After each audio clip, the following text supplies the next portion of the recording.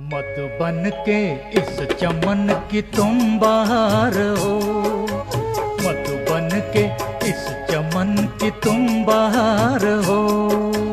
परम पिता शिव के गले का हार हो, परम पिता शिव के गले का हार हो।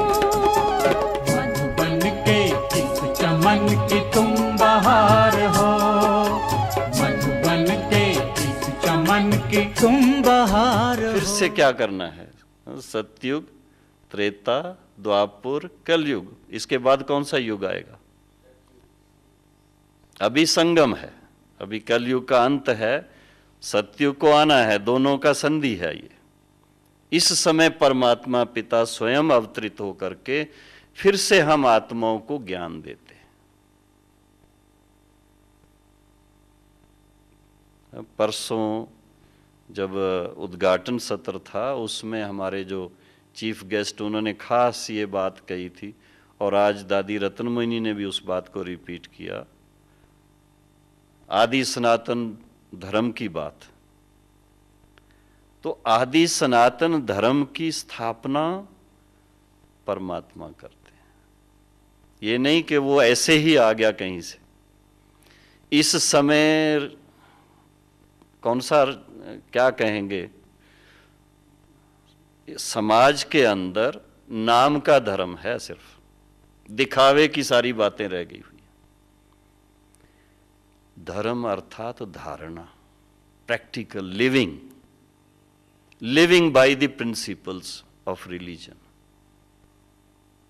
ना वो पवित्रता, ना वो प्रेम, ना वो श्रेष्ठता, ना दिव्य गुण, न कुछ, तो फिर क्या कहेंगे उसको? तो फिर से परमात्मा हम आत्माओं को याद दिलाते हैं, हमें स्मृति दिलाते हैं कि वास्तव में आप तो सतयुगी सूर्यवंशी आत्माएं हो, पर आत्मा हो। जब ये स्मृति आती है फिर से परमात्मा के साथ जब योग युक्त होते हैं, तो सबसे पहली बात है आपके, माफ करना, आपके जो आपकी जितनी स्टेट है उस पर अगर बाहर से कोई आक्रमण होता था तो क्या करते थे? उनको निकालते थे ना, रोकते थे ना। इसी तरह से हम सभी आत्माओं के ऊपर 5 विकारों ने आक्रमण किया हुआ है, अपने वश किया हुआ है, उनके गुलाम बन चुके हैं सभी। उस गुलामी से कैसे छूटे? अंग्रेजों की गुलामी से छूटे, लेकिन इन 5 विकारों की गुलामी से कौन छुड़ाए? उसके लिए जो शक्ति चाहिए वो सर्वशक्तिवान पिता परमात्मा के साथ योग युक्त होने से आती है। सच्चा स्वराज तभी हो सकता है। महकोगे फूल बन के इस जहान में, महकोगे फूल बन के इस जहान में, चमकोगे चांद से अंधकार में, चमकोगे चांद से अंधकार में।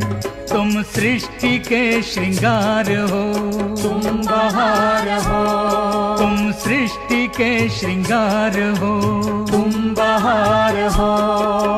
मधुबन के इस चमन की तुम बहार हो, मधुबन के इस चमन की तुम बहार हो।